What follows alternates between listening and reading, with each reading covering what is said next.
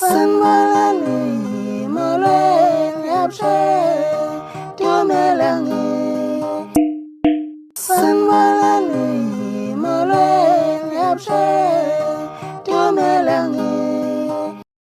Sanibonani molweni yabusheng Tumelangi sanibingelela futhi sanamukela kuzinto zasebona kunaphila niphile nje. So khuleka ukusubscribe cona umocelezele ucindezela kuzobuqala nqa ukuthola ama video mabe saposta siyabonga. Bafuna futhi siphele ezinye esibijibela ake sikupheke nazo ngalesikhathi. La ngempela siphere kodwa futhi ngempela phana igcomelesha kanye nabathize. Into enzekile nje ake siqale kabusha phansi kahle nendlela ezizokala ingathi yalandeleleka.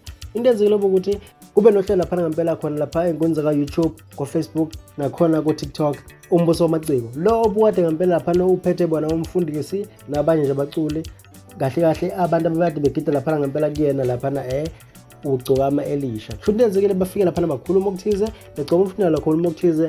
La kade kusabiwe khona ngempela kuzoba khona nohlelo olunjalo ngempela beliphethe khona lapha uPholo kanye nomfundisi. Kodwa link ungayithola khona lapha uzigcomelisha lalithini khona la ngaphezulu uzoyithola link nasemva kwevideo futhi leyo ibuka njengamanje uzokwazi ukuthola ivideo ubone ukuthi ngempela udaba esikhuluma ngalo olwathini udaba namhlanje lalithini lona.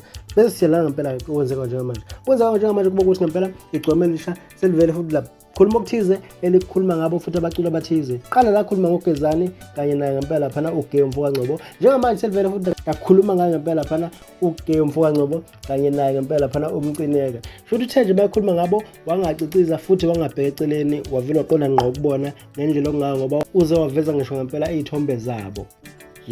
Uzofaka izithombe zabo hlezi uyayibona lapha njengamanje screenini lezathe wayifaka khona lapha ekhasini lakhe ugcokama mayekhuluma kodwa inkulumo ethi ngathi impela khona izinsongo seyivelayo manje ezibheke ngakuyena ekhuluma nje udaba olukhulu nokuthi lento isukaphi leyo ukuthi kulisana naye wase nje ichaza ngempela kodwa ichazeke lapha ngempela kwipost yakhe efundeka ngalendlela.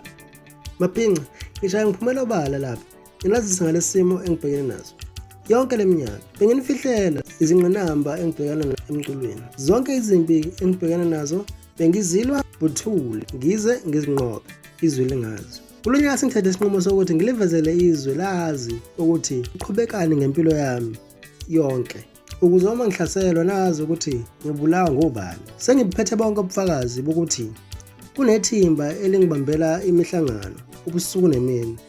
Leli thimba lineminyaka lisebenza lenze ibhizinisi ngokuqhatha abaculi ukuze lona lizuze imali ngalokho. Okubuhlungu ngaleli thimba linomculo oyedwa lisebenzisana naye kule nkohlakalo. Lo mculi bamqhathanisa nami ngempoqo futhi benza ngakho konke okusemandleni ukuthi bangcolise igama lami bese bekhuphula elelona abenza naye ucanda. Ngikhuluma nani nje sesifikile kumina izinsongo zokuthi uma ngiqhubeka nokuziba lomculo abangiqhathanisa naye ngizobulawa mina bese kusala emhlabeni uqhathaniswa abanye futhi abaculi abasha okuzokwenziwa ngabo imali. Baqale bangihlasela ngezintatheli zamaphepha yonke leminyaka eyedlule kodwa ngoNkulunkulu emuhle ngazama ukuqeda lo mkhuba ezintathelini ezasetshenziswa ukungcolisa igama lami. Sebaphinde bavula nezinye izinkundla ku YouTube lapho okulandwa khona bonke abaculi abasafufusa bezokhulunyiswa ngegama lami ngedwa.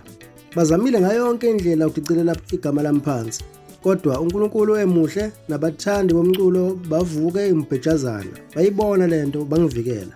Ngikhuluma nawe nje leyo nkundla yabo ebizwa ngombuso inyanywa yonke wamabhinqa ngalesenzo esibi abasenza kimi. Ngenxa yokuthi yonke lemizamo yabo ayiphumeleli manje sebe nohlelo olunye olusha kuyona yonke imicimbi engiqashwa kuyo bathumela lowo mculi abangiqhatha naye ukuthi angisukele angicukuluze khona ngizocasuka ngilwe bese kufa abantu. Nakhona lapho ngiyabaziba nje ngingabanaki ephuzwini lokuvikela imphefumulo yabalandeli abangenacala. Nakulo mcimbi obukana ngoma nje bafike neambulance yokulayisha izidumbu emcimbini ngicishe ngahluleka-ke ukuzibamba lapho. Asazi ngokulandelayo kuyoba njani. Abameli bami kanye nomndeni wami sengibazisile ngalolu daba kodwa ngale ngaphetha ukutholela abantu abazongigada. Ngifuna ukuqondana nabo ngqo uma sebefikile ngoba bayangisukela engeke uNkulunkulu wami angibukelele. Ngihlala ngedwa emzini wami eGoli nabafana bakithi abancane okhethi nezimoto zami zonke futhi ziyaziwa. Ngilindele noma yini abangayenza kusuka manje angibesabi #ngiyabonga. kunjalo injalo ngempela laphana inkulumo yaligcomelisha izwakala nje kanjalo impela amazwi akhe lawa wade wakhuluma. Uma uze laphana ngempela ukhuluma ngodaba oluthinta ukuthi kunomculo oqhathaniswa naye, uma uthi uyabona laphana ngempela kukhona i-screenshot esasiposte wena ngempela uGezani uMvukadludla la esifaka khona ngempela evezile ukuthi uGay uMvukangcobo ubafuna ngempela bona bebabili bese embusweni wamaciko okukhuzane kanye naye ngempela laphana uGcukamelisha bekumbuso wamaciko okuwukuthi ngempela kuvela kahle ukuthi imuphi umculo akhuluma ngaye mangabe kukhuluma ngaye laphana ethi kunomculo aqhathaniswa naye naqhathwa naye ngempoqo ngempela futhi njalo indaba akena ushuvu lokho nkulumo yaligcomelisha lapha uthi izwa kanjani wena.